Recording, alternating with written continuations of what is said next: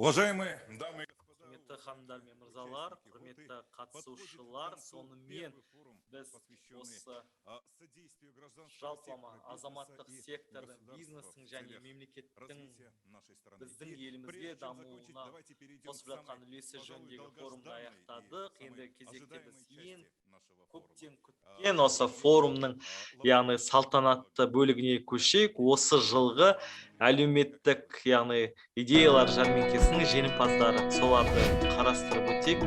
Нұрсұлтан Назарбаев қорының Алматыдағы өкілдігінің бас залы. Әдетте жәрмеңке кезінде бұл жерге жиналатын кісі қарасы көп болушы еді. Қатысушылар қызу пікір алмасып, қазылар алқасы болса бәйгеге тігілген жұмыстардың бағасын безбендеп, келген қонақтар кештен керемет күш алатын сол бір көрініс бүгінде көзден бұлбұл ұшқандай.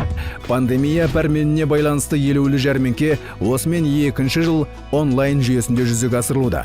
Әлеуметтік жобалар мен идеялар жәрмеңкесі қазіргі сандық дәуірдің трендіне айналғандай. Біз осыған дейін ойластырған жобаларымызды соны технология тілімен бір арнада үндестіре алдық. Ауылдық жерлердегі үкіметтік емес ұйымдардың жұмысына байланысты белгілі бір қиындықтар туындағанына қарамастан, осы шараның жоғары деңгейде өтуі үшін барлық жағдай жасалды. Қатысушылар онлайн форматтағы жәрмеңкеде дәстүрлі кездесудегідей әсер алмасы анық. Алайда онлайнның бұл олқылықтың орнын толтырар тұстарда жоқ емес. Атап айтсақ, жәрмеңкенің географиясы кеңейтілді. Биыл аталған жәрмеңкеге қатысуға 221 адам өтініш жолдаған. Бұл рекордтық көрсеткіш. Еліміздің барлық өңірін қамтыған жәрмеңкедегі жоба авторларының көпшілігі шағын қалалардан шыққандар болса, тағы бір бөлігі өз туындыларын шалғайдағы елді мекен тұрғындарына арнап жасағандар. Менің ұсынып отырған жобам не жайлы деп ойлайсыз? Бұл жобадағы жұмыстар ерекше балалардың ата-аналарына қолдау көрсетуді қамтиды. Мұндай көмекке әсіресе шағын қалалар мен әлеуметтік орталықтардан шалғайда орналасқан елді мекендегі отбасылар мұқтаж. Гүлмира Пармышева балалардың тілін дамытуға жәрдемдесіп, тіпті кей жағдайда емдік пайдасын да беретін ерекше ойыншықтар өндіретін инклюзивтік шеберхана ойлап тапқан жан. Биылғы жәрмеңкеде ол өзінің кішкентаймен 17 минут атты жобасын ұсынып отыр. Баламен бірге ата-аналар да телефонға тілсіз байланған бүгінгі гаджет дәуірінде ата-ана мен бала арасындағы мәдениетті қалыптастыру маңызды міндет. Біз әрбір ана баланы дамытуда аса қажет болып табылатын дүниелерді дер кезінде жасай алатын деңгейде болса екен дейміз. Бұл ауылдық жерлердегі оның ішінде әсіресе қазақ аналар үшін ерекше мотивация болып табылады. Өйткені бала үшін ең мықты маман да, ерекше сыйқырлы күштің иесі де ана.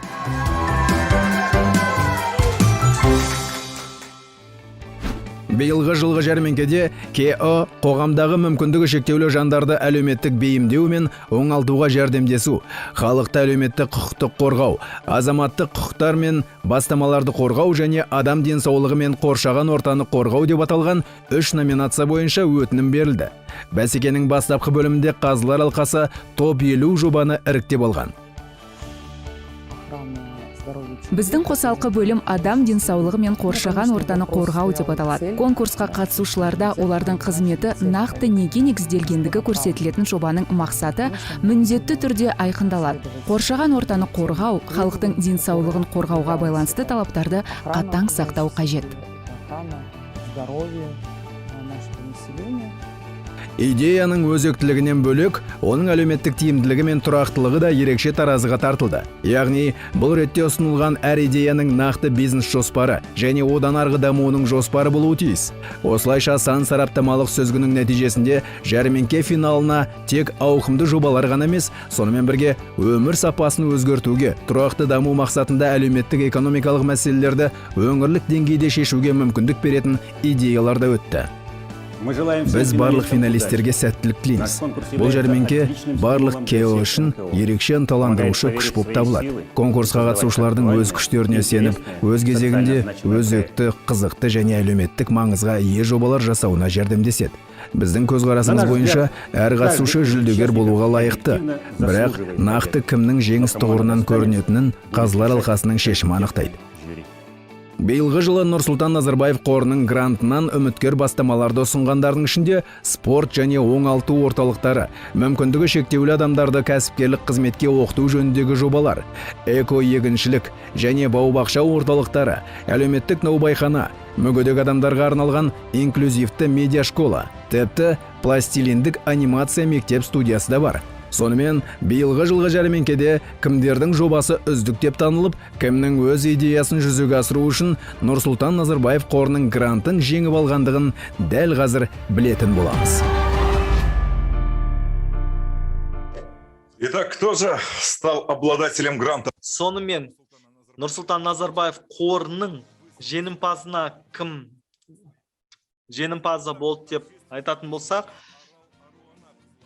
Арал Аруана Қызылорда облысы, ол жоба өзіндік бір осы балалардың денсаулығын қорғау және тиімді түрде оны дамыту мәселелеріне арналған.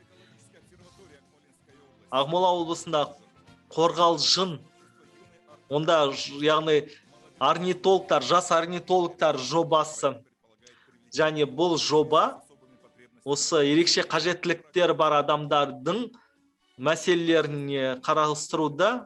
Келесі кезекте Шығыс Қазақстан облысы, онда ерекше қажеттіліктері бар балаларға осындай назар аудару. Мұнда ол жобаларға қатысу ғана емес, сонымен бірге жалпылама. Енді кезекте, яғни Береке Астана Нұр-Сұлтан әлеуметтік жоба осындай бір деңгейде, яғни қаржылық жағдайын жақсарту мәселелеріне байланысты жүргізілген жоба болып табылады. Және Reliance қоғамдық қоры музыканың сүйемелденуіне байланысты баяндамашының сөзі дұрыс естілмейді, соған байланысты аударма үздік жүзеге асырылады. Келесі кезекте, яғни осы жоба жеңімпаз болып табылады. Қостанай облысы, Қостанай қаласы Ахмет жолы жобасы, онда жалпылама өзіндік бастамалар мәселелері іске асырылуы күтілуде. Және бұл бірге, яғни қоғамдық қоры осы санитариялық ағартушылық жұмыстарды жүргізу бойынша іс-шаралар. Құрметті көрермендер, аударма үздік жүргізіліп жатыр, өйткені баяндамашының сөзіне музыкалық сүйемелдеу кедергі болуда. Яғни бұл осы қаланың жалпылама жасылдану үшін өте маңызды. Сонымен біз құрметті біздің жеңімпаздарды құттықтаймыз, және біздің осы алғашқы форумымыз 2 күн бойы жалғасты. Сондықтан да бұл форум шын мәнінде тиімді алаңша болды деген ойдамыз, және осы 2 күннің ішінде қаншама көп сессия өткізілді. Онда көптеген өзекті мәселелер қарастырылған болатын, экологиялық проблемалардан бастап әлеуметтік кәсіпкерлік, инновация және технологиялар, сонымен қоса азаматтық құқықтарды сақтау. Бүгінгі күні айтатынымыз осы форум өзі мемлекеттің, қоғамның және азаматтық сектордың орнықты даму мақсаттарына жету үшін және халықтың игілігін арттыру үшін үлесін қосады деген ойдамын. Бір қатар пайдалы кездесулер болатынына сенудеміз. Осы 2 күн арасында белсенділік танытқан әр қатысушыға тілейтіндеріміз бәріміздің бір мақсатымыз еліміздің дамуына күшімізді салудан шаршамай ағайын. Аман сау болыңыздар.